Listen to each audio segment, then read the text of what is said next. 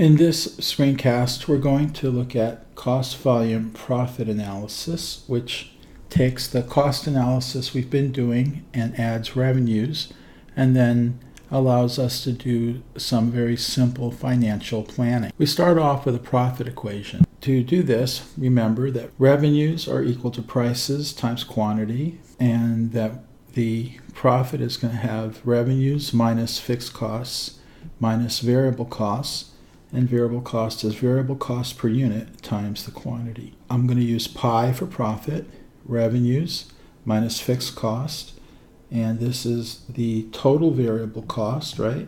And in symbols, profits are equal to price times quantity minus variable cost times quantity minus fixed costs. Now we can do a little bit of collecting terms because we have price times quantity and variable cost times quantity. So collecting terms, we get price minus variable cost times quantity minus fixed cost is equal to profit.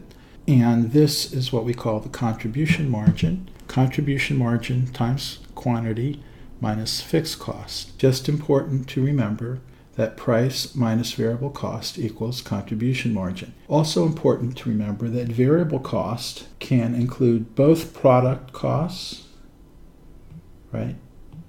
And it can also include period costs. So we're not distinguishing product costs from period costs here. What we are distinguishing are fixed costs and variable costs.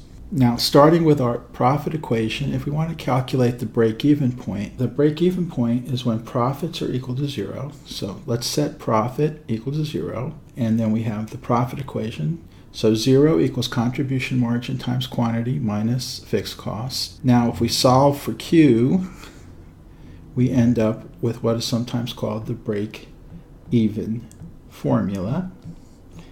And keep in mind that the break-even formula gives you the break-even in terms of the number of units, not in terms of sales revenue. But once you know the number of units, if you know the sales price, then you can get back to the revenues. So let's do an example. So price is $15, variable cost $12, fixed cost $300. Contribution margin is price minus variable cost, $3. And then remember our formula was that Q is equal to the fixed cost divided by the contribution margin. The fixed cost is $300, contribution margin $3. And this tells us that we need to make and sell 300 units to break even. What happens if the variable cost decreases by $1? So the variable cost before was $12. Now the variable cost is $11. Well, this will impact the contribution margin, and we can see that the contribution margin, which was $3 before, is now $4, and that makes sense because after all, contribution margin is price minus variable cost, and if the variable cost went down, the contribution margin should go up. Now we can substitute into the formula. Fixed costs stay the same, contribution margin is $4, and the break-even point is now 75 units. How many units are required to earn a profit of $120? Well, we're going to get there by modifying our formula to allow for positive profits. So for break-even, profit was equal to 0. Now we're going to make profits equal to $120. And we'll start once again with the profit formula. And let's set the profit now, instead of 0, equal to $120. And it's equal to the contribution margin times the quantity minus the fixed cost. And we can solve for the quantity. Profit of $120 that we're shooting for, plus the fixed cost of $300 divided by the contribution margin of 3.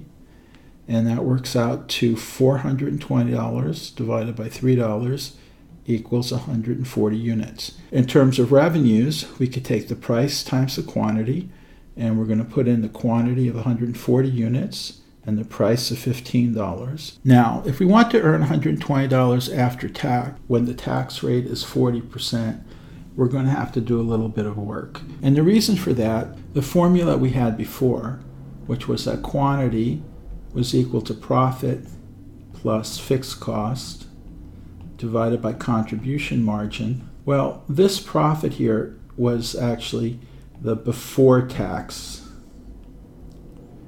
profit. So in the earlier examples, there was no tax, so the before tax and the after tax are the same. But if you think about it, what we want is an after-tax amount, which means that we need enough contribution margin to cover both the profit and the taxes. In terms of after-tax targets, refer to the profit after tax. Now, what's the relationship between before tax and after-tax profit? Profit before taxes minus taxes equals profit after taxes. Now, how much are taxes?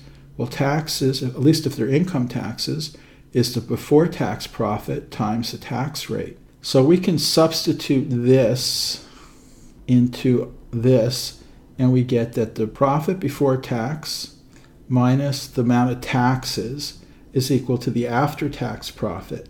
Now remember, the after-tax profit is going to be the target. That's our target. But the before-tax profit is what we need for the formula. So in order to go from our target to what we actually need, solve for the before-tax profits. And this is the formula that will work. So we take the after-tax profit and divide by 1 minus the tax rate.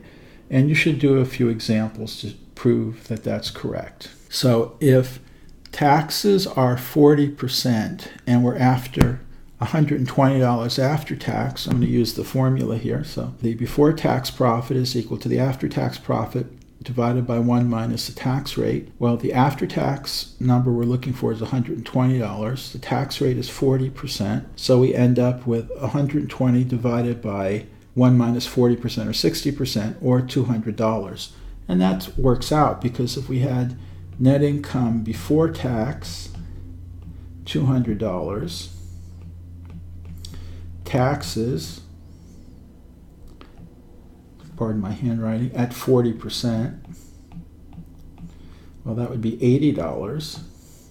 And then we would get net income after taxes of $120, and that's just what we're looking for. What this means is that we need $200 of before tax profit in order to have $120 of after tax profit. Now, going back to our formulas, once again, remember that the formula is based on before tax profit, and we end up with Q is equal to the profits before tax plus fixed cost divided by the contribution margin. But since our target is after tax, we're going to substitute in the formula, right, that the before tax profit is equal to the after tax divided by 1 minus the tax rate. And you can see that here. And we've already shown from the last slide, it's out to $200. The fixed cost is $300. As the quantity we need is $200 plus $300 divided by the contribution margin of $3. We're going to end up with 500 divided by $3 or 167 units. And if we want to do that in terms of revenues, it's price times quantity. Price is $15. Oops, I should have put 167 units here. All right, so I think the answer is still going to be 2,500.